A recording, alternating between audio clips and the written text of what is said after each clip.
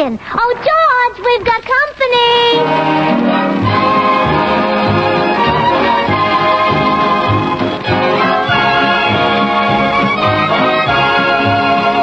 This is Bill Goodwin, speaking for Lever Brothers, makers of Swan, the new white floating soap that's pure as fine Castile.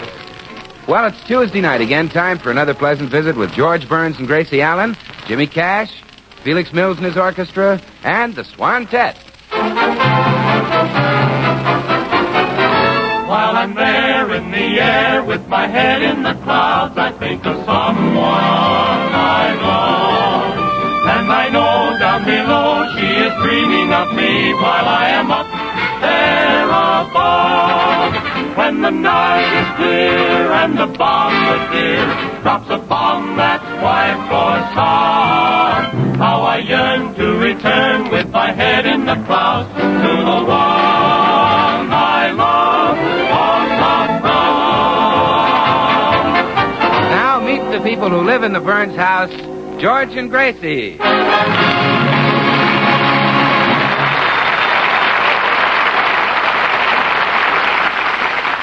Well, it's morning in the Burns home, and George is upstairs getting ready to leave for the office.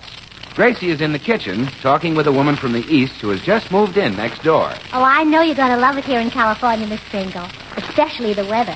Don't like the weather. Too nice. Too nice? Young folks go on picnics. Get romantic. Get married. Oh, well, I never thought of that. Well, anyway, you'll enjoy the house you bought. Did you notice all the flowers in the yard? Don't like flowers. Too pretty. Too pretty? Yeah. Young folks smell them. Get ideas. Get married. My goodness. You certainly are down on marriage. Don't you like men? Men are different. Oh. Hate them. Really? Can't trust them. Young ones run after women. Old ones crawl. You married? Oh, yes. Yes, I have a fine husband. Pre-war. Wouldn't you like to get married? Huh. Rather get drowned. Drowned? Oh, I wouldn't. And when I married George, Mother offered me my choice, too. What does your husband do besides chase women? Yeah. Oh, he doesn't chase women. Not my husband. Huh? Oh, really? When he leaves here, he goes straight to the office. Ever follow him? No, but I see him get on the bus. Women drive buses. Run elevators in office buildings, too. Oh, well, I'm not worried about George. Why, he wouldn't even make eyes at a lady butcher. Sweetheart, Oh, you have company. Oh, here he is, Miss Pringle. This is my husband.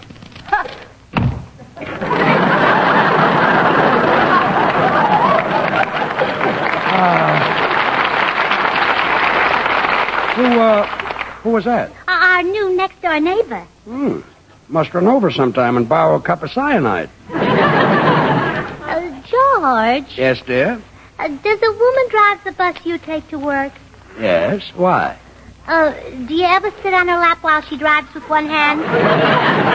Certainly not. Do girls run the elevators in your office building? Well, what if they do? Oh, please don't let them take you down the basement, George. Gracie, what in the world is going... Oh, excuse me, dear. There's the postman. The postman? Well, wait a minute. I'll go. Yeah. Well, gee, it's about time those vitamin pills started to work. Good morning, Mr. Burns. Glorious morning. Never mind the weather. Did it come? Have you got it? Yes, here it is. Don't hold it up like that. You want my wife to see it? Oh, I forgot. My wife doesn't allow me to look at this kind of magazine either. Quick, slip it under my coat. Here. Oh, boy. At last. Cowboy Love Tales. What a magazine. Remember when Oklahoma Tex had the rustlers cornered? He said, "Come out of there, you yellow-livered, ornery, low-down skunks." Sheer poetry, isn't it? And then all of a sudden, one of the rustlers stuck his head out. And bang! He was a goner. Yes, and then another one tried it. Bang! And then another one. Bang! Bang, bang, bang! Pow! Pow? The hand grenade, don't you remember?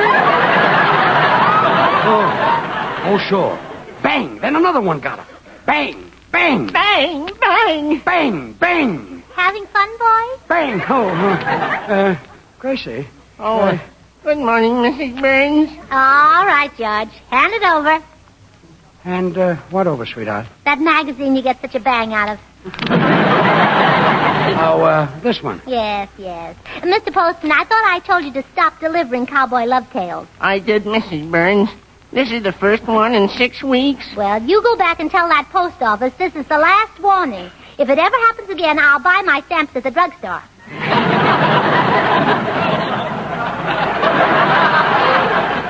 Well, it won't happen again, Mrs. Burns.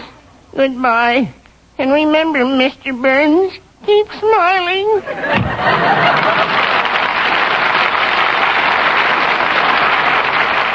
Oh, George, aren't you ashamed reading junk like this? Why don't you read something worthwhile like Dickens or Shakespeare or Beethoven? I don't like Beethoven. I'm not a mystery fan. You've done without cowboy love tales for 6 weeks now, and you're not going to start embarrassing me again. Embarrassing you? Yeah, you know what I mean. You get carried away with that cowboy talk. And I don't like to be referred to as old paint. Gracie. And what about the day I asked you to make an appointment for me at the beauty shop? Well, You called Pierre and said, heat your brandonine, Frenchie, and I'm sending my doggie in to be clipped and curried. Did I say that? Yeah, and you ought to be ashamed. Hi, folks. I'll leave it to Bill. Bill, shouldn't George be ashamed of himself? He certainly should. What's the reason today? Gracie doesn't approve of my reading matter. Well, Bill, I'll bet you wouldn't read a magazine called Cowboy Love Tales. Well, of course not, Gracie. I never read any kind of love tales. See? I don't have to. I'm at an age where I can still live them.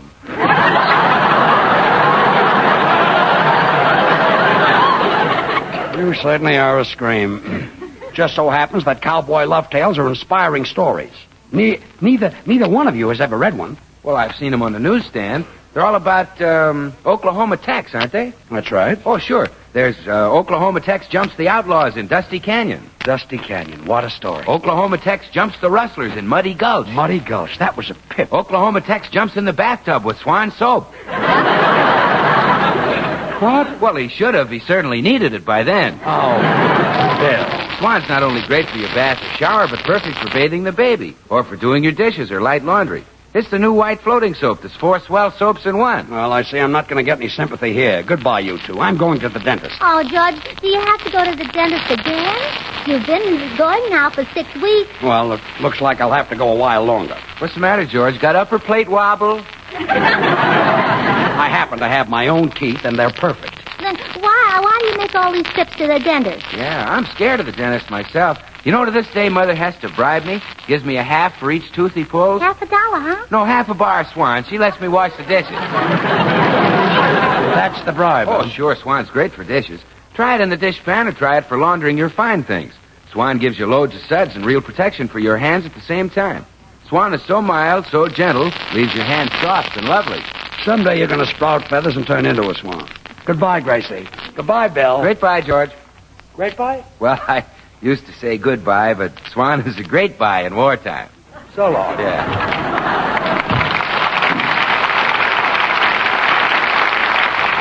Say, Gracie, what dentist does George go to? Dr. Clark in the medical building. Oh, sure, I've heard of Dr. Clark. Really? Oh, yes, she's very good. She?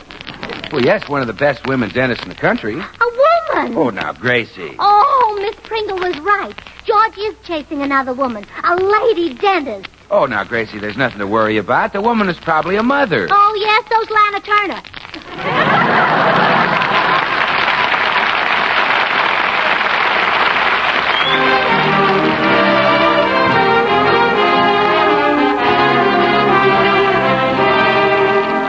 Jimmy Cash adds his voice in the revival of this favorite of a few years ago, My Ideal. Long ago, my heart and mind got together and designed the wonderful girl for me. Oh, what a fantasy. Though the idol of my heart can't be ordered a la carte, I wonder if she will be always a fantasy.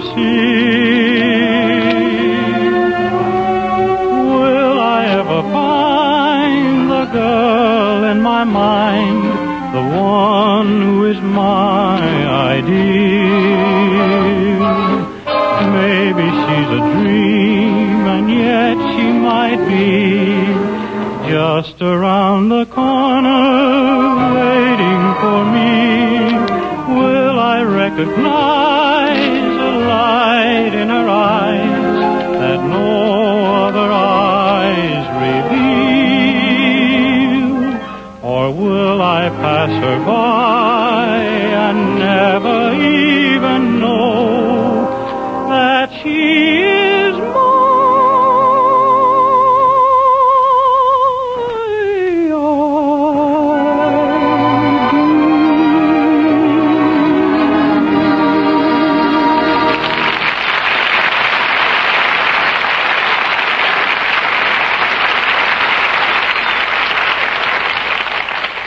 Oh, Bill, how could George do this to me? How could he fall for another woman? Oh, now, Gracie. I gave him the best years of my life, and believe me, I'll never do that again.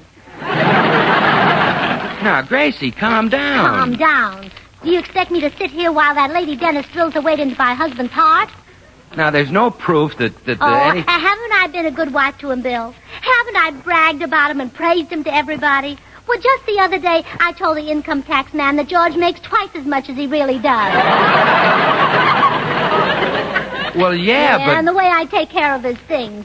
Last night, I took all those dirty old pipes that he smokes and gave them a nice bubble bath. Now, Gracie, don't get excited. I'm sure George only went to that lady dentist to get his teeth fixed. Remember, there's a shortage of dentists. There's a shortage of husbands, too.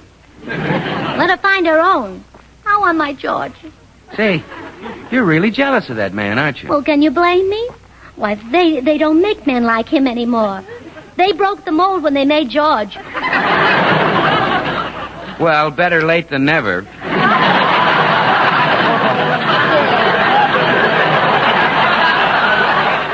Of all people, I never dreamed that a dentist would fall for George. What do you mean, Gracie? Well, I've seen him asleep, and he's not at his best with his mouth open. Now, Gracie, you're worried about nothing. I'm sure that George and the dentist haven't fallen for each other. Oh, yes, they have, Bill.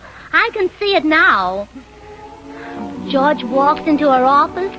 She sits him down in her chair and puts her arms around him and says, "Don't worry. This won't hurt a bit."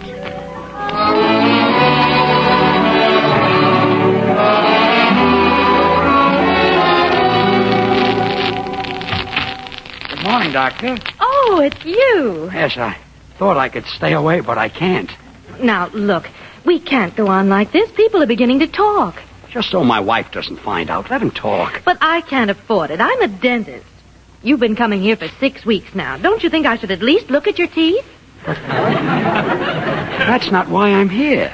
I know, but do you think I wanted to get out? Do you think I want people to know that you come here just to read my back issues of Cowboy Love Tales?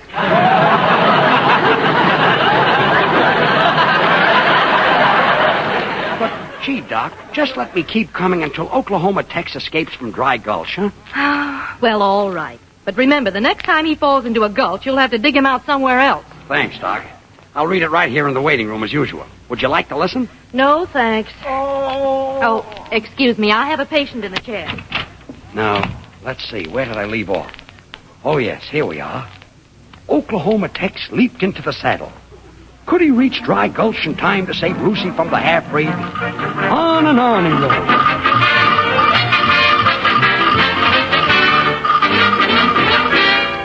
And Tex and Lucy rode off into the sunset, leaving Dry Gulch a better town because 400 half-breeds had hit the dust. Oh, what a story. Goodbye, Doc. Thanks again.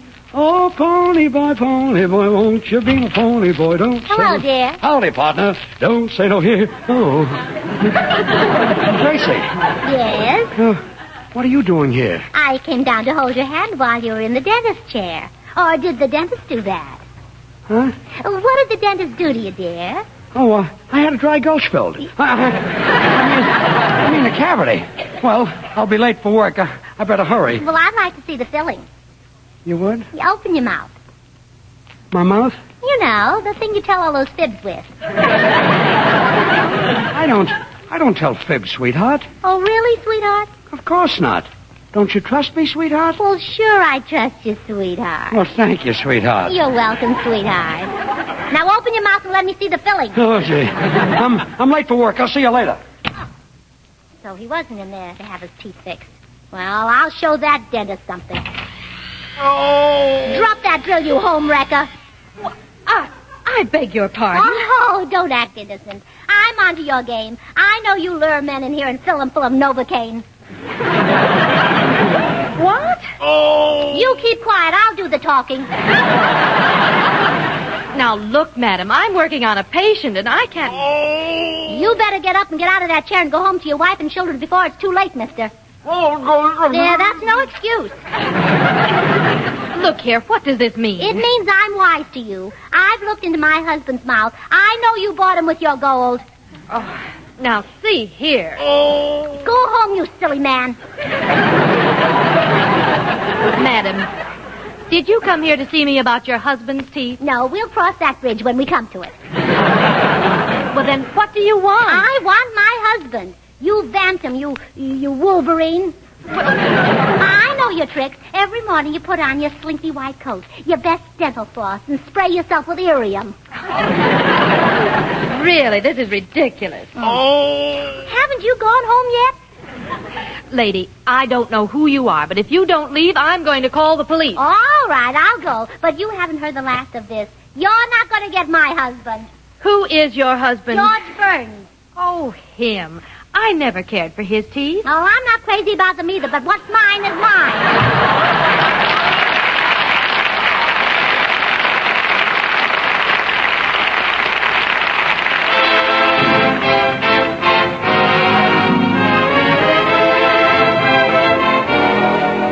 Time for Felix Mills and his orchestra. Tonight, Felix looks at the top 10 tunes and, for a Mills treatment, selects...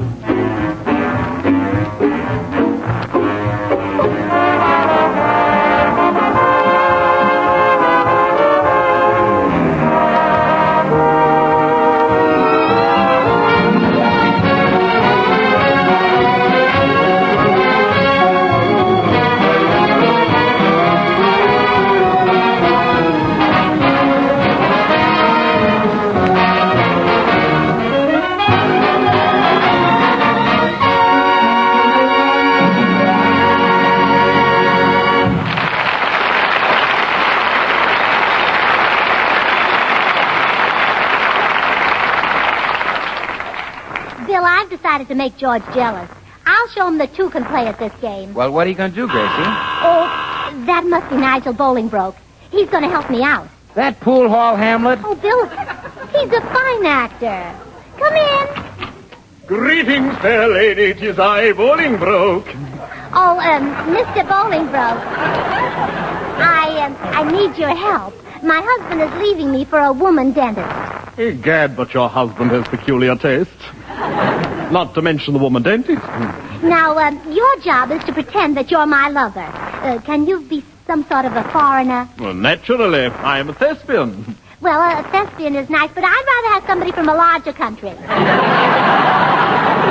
Now, look, Gracie, I don't think this thing will work. Of course it will, Bill. Mr. Bolingbroke, can you do a Russian? A rush? But of course. Oh, good. I want George to think that I've been swept off my feet, overpowered. And the Russians have been doing very well at that. Well, an excellent selection. And now we come to that little matter of, money? Yes. Gracie, I tell you, this idea is no good. Now give it up. Mr. Goodwin, shall we keep our big, ugly noses out of other people's business? Now, Mrs. Burns, let us return to that delightful subject of moolah. Oh, all right. I was thinking of around $5. Oh, come, we can think harder than that. Well, can't you do it for $5? Well, for $5, I could give you a middle-class Russian, a man with a small wholesale borscht business, yes. Well, he doesn't sound terribly exotic. Haven't you got something in a nice Russian count? Oh, to be sure. Of course, my counts run around $7. Oh, well, I'll pay it. George is worth $7. Naturally, the $7 count lives in a small apartment. Now, for an extra $1, I can put him in a castle. Oh, I'll take it. Now, if you want a castle with a bathroom... You better let the Count wash in the kitchen. George is coming up the walk. Oh, sorry, Mr. Bolingbroke. Go into the library and put on your beard and Russian dress. Very well. Now, I'll go upstairs and put on my most alluring satin negligee. George's eyes will pop when he sees it. Hello, Bill. Where's Gracie? Upstairs? Bill, I'm going to tell Gracie everything. I've been leading a double life. Yeah? Yeah. I've been sneaking away from home and reading cowboy love tales. You beast, have you no shame?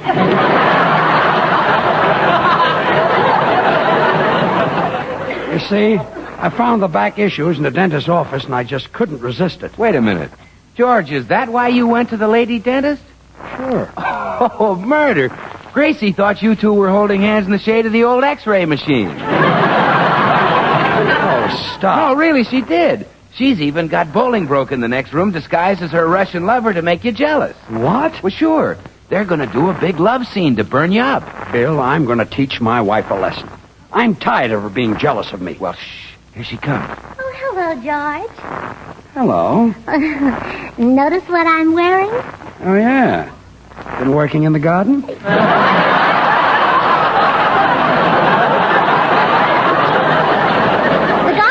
Well, I like that. Oh, Count. Where are you, Count? Here I am, my little booblety. Oh, Count. The things you say. George, darling, I'd like you to meet the man I'm madly in love with. Glad to meet you. Well, George, didn't you hear me? I'm desperately in love with this man. We're going to run away together. I'm going to leave you. That's so? What's new with you lately, Bill? Well, nothing much, George. What's new with you? Not a thing. Well, Count, tell me how much you love me. Oh, my little pigeon, I'm mad for you. Come, fly away to Russia with me. To Russia and happiness.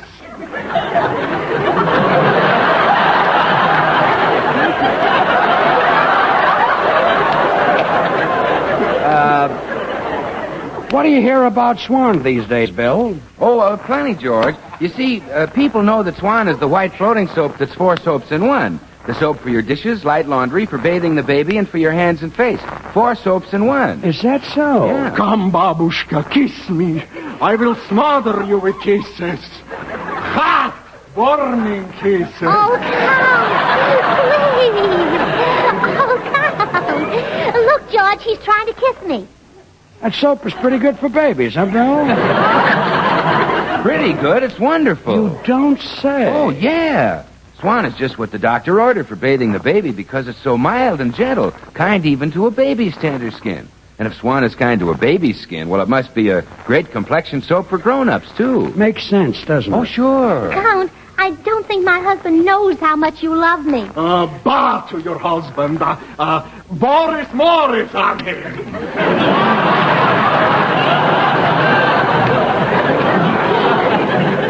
I will get up in the middle of the night, and with my bare hands I will strangle your husband until he is dead. Understand that Swan breaks in two, Bill.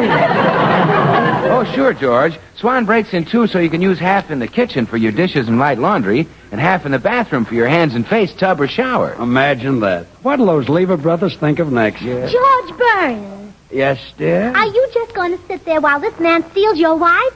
At least you might have the courtesy to shoot him. Oh, I wouldn't shoot Bolingbroke. I might get 30 days. Bolingbroke? Bill, would you escort the Count to the door and kick His Highness outside? A pleasure, George. Now, just a minute. Let's not be hasty, out. my little friend. Just... And now I've got a few words to say to you, my love. To me? Yes. I only went to Dr. Clark's office to read Cowboy Love Tales. You mean all you ever saw in her were her magazines? Of course. Oh, George, I've been such a little fool. I've noticed it. But I only get so jealous because I love you so terribly. You're my man, darling, and I adore you from the top of your tiny head to the tips of your big, strong feet. Yeah, but that's... Oh, please say you'll forgive me. Okay. I forgive you. Oh, you're good, George, good. And I promise I'll never be jealous of you again. Well, fine. Well, now I'll run down to the corner and pick up a few cigars. Oh, Mr. Dear, something might happen to you on the way. I couldn't bear it. Look, I'll only be gone for a minute. Oh, all right. But phone me as soon as you get there. I will. You can reverse the charges if you like. Oh, sure. I'll be right back. Oh, goodbye. Take care of yourself, dear. Going out again, is he? Oh, hello, Miss Pringle. He's only going down to the corner to get some cigars. That's what he says. Miss Pringle, you have a very suspicious mind, and I'm sorry I ever listened to you. You've been to the cigar store lately? Well, no, I haven't.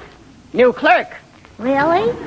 Very pretty girl. Pretty girl? Oh, my goodness. George Burns, you come back here.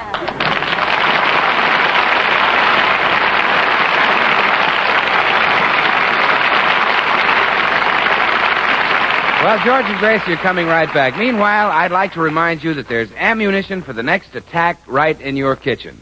Yes, in waste kitchen fat. There's glycerin in waste fat, and glycerin is needed in the bombs and bullets and shells for our boys. So save all the waste fat you can. Melt down solid fats, too. Strain them into a clean tin can. And as soon as you have a pound or more collected, take it to your meat dealer. He'll pay you for it. How about it, friends? Try to get a pound of waste kitchen fat on its way to the munition factories in time for the next American offensive. Well, here again are radio's lovable Mr. and Mrs. George and Gracie Burns. All right, Gracie. So Cowboy Love Tales is junk. Now turn out the light and let's go to sleep. How can you read this silly stuff? Listen to this. Oklahoma Tex looks into the barrel of the half-breed's gun. All right, turn out the light. Nothing on earth could save Tex now. All right, turn out the light. I will not. I want to see what happens. Good night,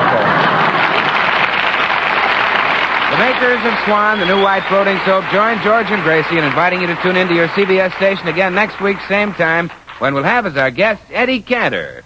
Remember, George Burns and Gracie Allen, CBS next Tuesday night. And now till next week, this is Bill Goodwin saying, well, I, Swan, how about you? Here's Radio News. In another Lever Brothers program, our old friends Amos and Andy return to the air next Friday over another network. A sparkling new half hour of comedy and music you're bound to enjoy. Hear Amos and Andy with Charles Coburn as guest next Friday night.